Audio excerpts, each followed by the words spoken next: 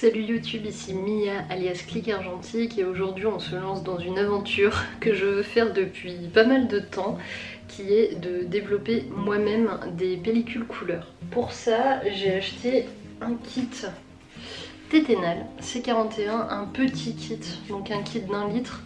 Je l'ai acheté aux ateliers de Marinette à Lyon, je les remercie. Je l'ai acheté juste avant le début du confinement et je voulais m'aventurer à faire du développement. Pourquoi faire du développement moi-même?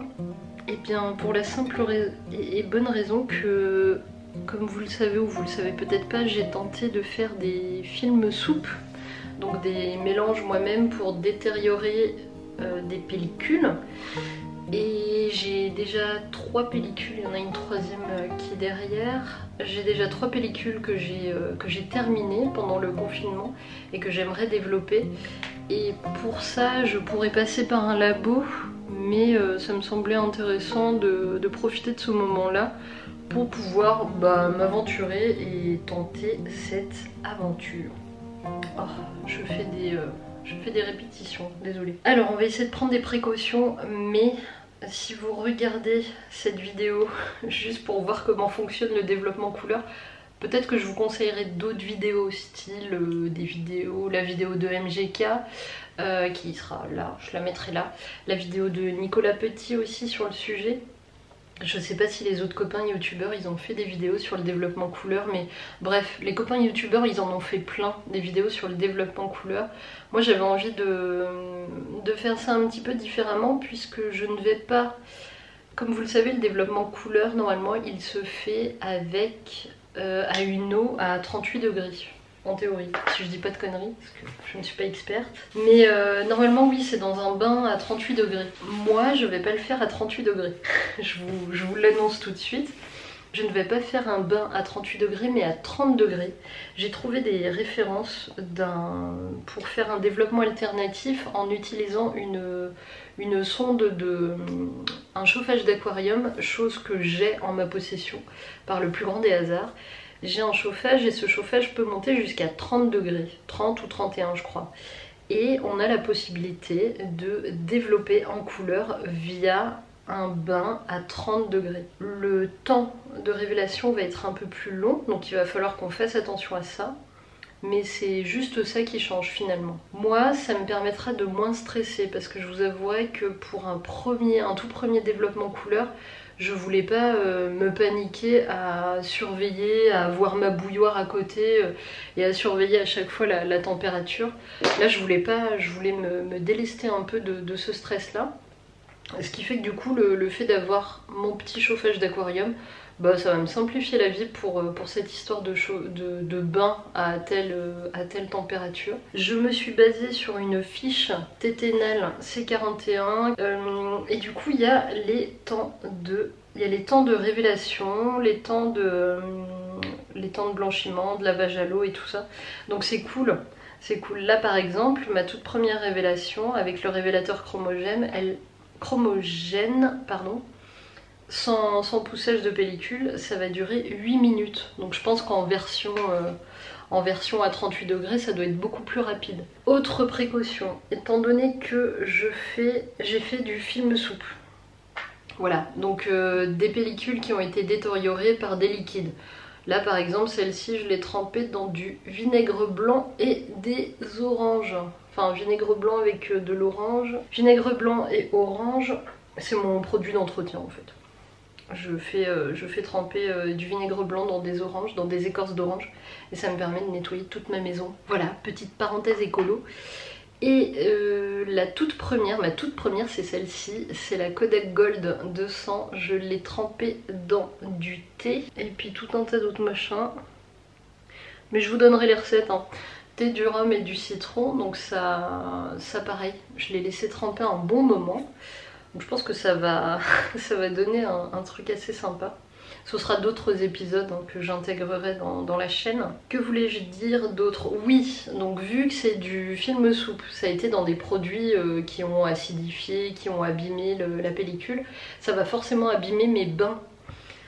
Et pour éviter de foutre un peu trop de paramètres qui pourraient faire foirer le développement, ce que je vais faire, c'est que là on va faire seulement un mélange, non pas de 500 ml comme il conseille ou d'un litre, mais de 300 ml. Donc j'ai utilisé notre merveilleuse règle de produit en croix que nous apprenons à l'école primaire. J'ai fait tous mes calculs pour pouvoir justement effectuer mes mélanges correctement à 300 ml. Et on va les utiliser pour justement les 3 pellicules. Donc je pense que par précaution déjà je ferai un rinçage un peu plus long. Enfin je vais faire un pré-mouillage de toutes mes pellicules et je vais les faire surtout une par une. Donc on va faire 300 ml, donc on va les faire une par une.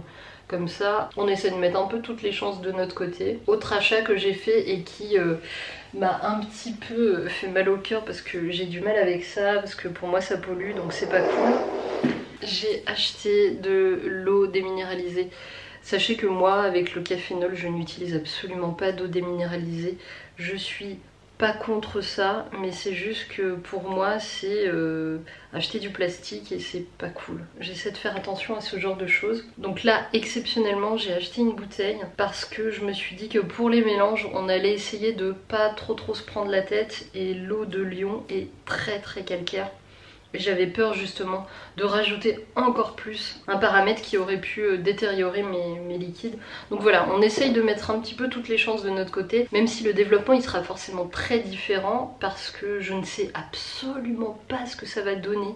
Ce sont mes premiers films soupes, donc si ça se trouve ça va rien donner, mais ce sera, je l'espère, pas du tout dû aux produits, parce que du coup les produits sont tout neufs, ça va me permettre de les conserver aussi plus longtemps vu que je vais mélanger que pour 300 ml, donc j'aurai encore 700 ml, enfin de quoi faire 700 ml de mélange, et ça me permettra justement de les préserver de ça. Par exemple si je fais une autre pellicule couleur classique, sans faire de soupe ni quoi que ce soit, bah, je vais pas détériorer mon mélange, parce que si j'avais fait déjà tout mon mélange pour 1 litre par exemple, bah, je risque d'abîmer en fait l'ensemble de mes mélanges, de mes chimies, chose qu'on voudrait éviter. Voilà, j'ai beaucoup parlé mais c'était important, donc là on va passer à l'action. On va faire tous les mélanges de 300 ml dans 3 bouteilles différentes. Des bouteilles en verre, c'est très important, utilisez toujours des bouteilles en verre parce que ça conserve mieux, et il n'y a pas cette possibilité là que du plastique en fait vienne se mélanger à vos chimies. Assurez vos arrières, prenez des bouteilles en verre, achetez des bouteilles de limonade et puis ça vous durera longtemps, tout simplement. Là on va faire nos mélanges, ensuite je vais les mettre dans un seau parce que j'ai que ça, et puis avec le chauffage d'aquarium, et puis on attendra un petit peu que la température soit idéale. Et en attendant je mettrai en spire une des 2 pellicules pour commencer, puis après on verra. C'est parti.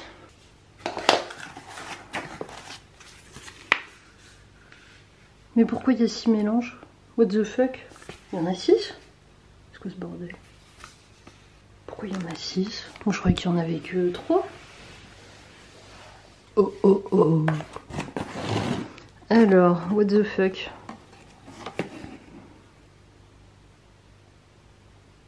Ah ok, d'accord. C'est qu'en fait ils ont mis dans des petites bouteilles. Ah, part 1, part 2. Ok. Oh là là. J'espère que ça va pas être trop le bordel. Part 1, part 2, de toute façon on va lire, hein. Ça va être beaucoup de lecture j'imagine. Stabilisateur. Part 3, what the fuck. Oh, putain c'est quoi ce bordel. Tout le monde m'a dit que c'était hyper simple, hein. Voilà.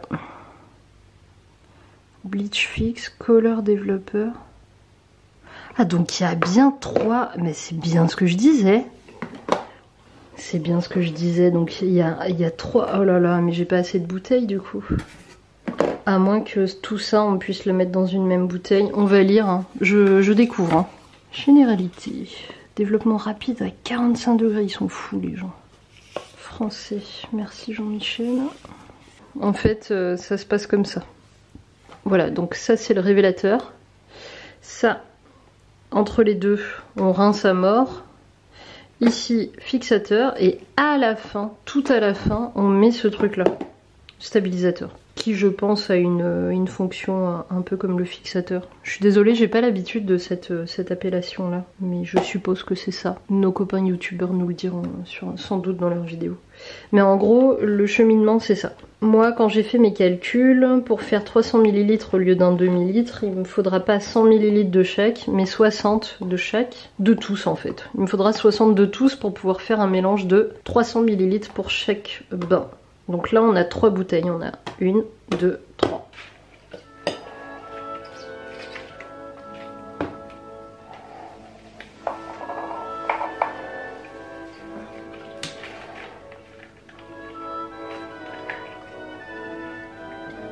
Mettez un masque, et les gars. Enfin le masque, je sais pas si c'est obligatoire, mais je vous le conseille quand même.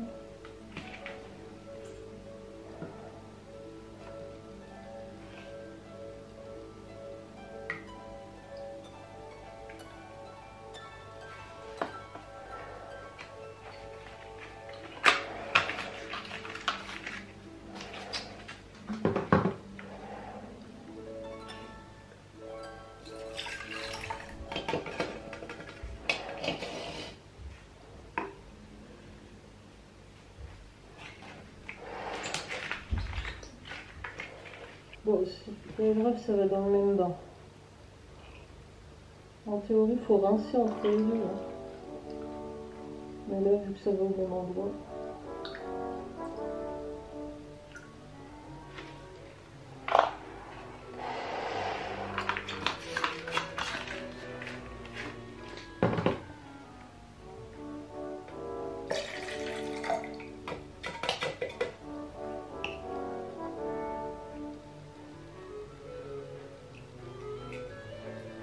C'est bien là.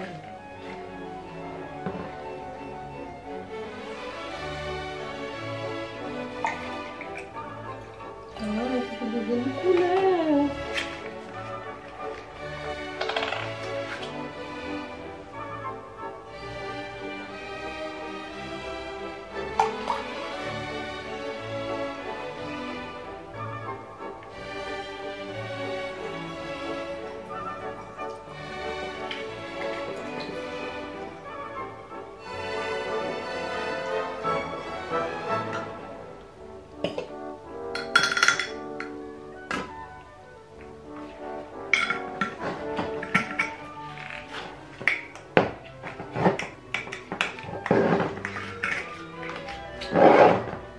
Encore.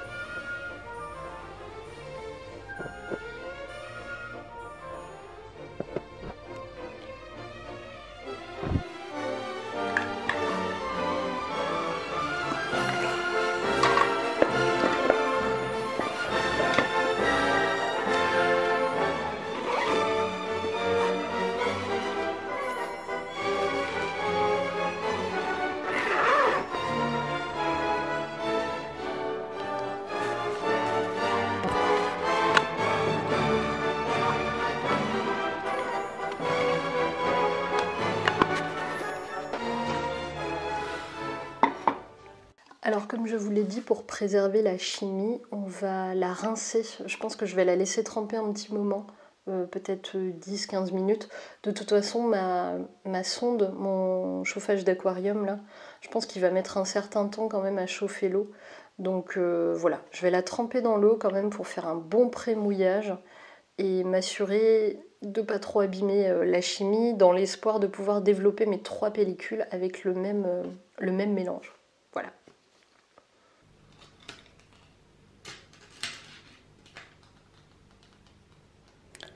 C'est moche.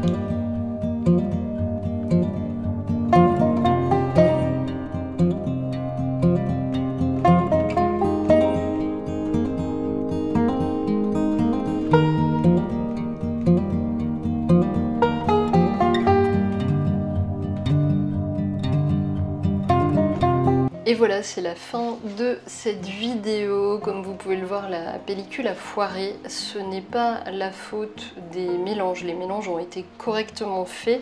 Je tenais à le dire et c'est pour ça que je l'ai laissé. Je vous ai pas montré les étapes de développement parce que je vais vous montrer la semaine prochaine comment il faut faire pour avoir un résultat correct. Là, malheureusement, ça n'a pas fonctionné parce que j'ai fait une connerie monumentale qui a été que entre le pré-mouillage, je l'ai fait à l'eau froide. Entre le révélateur, je n'ai pas agité de manière constante alors que ma pellicule est quand même périmée.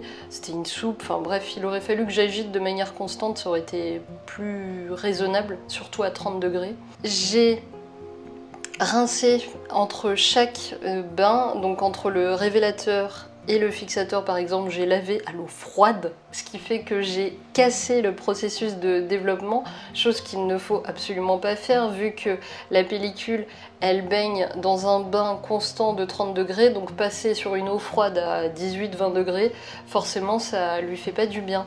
Et c'est pour ça qu'elle ne s'est pas développée correctement, c'est vraiment dommage. Et donc voilà, c'est des erreurs de débutants en développement couleur, c'est pas grave, ça arrive.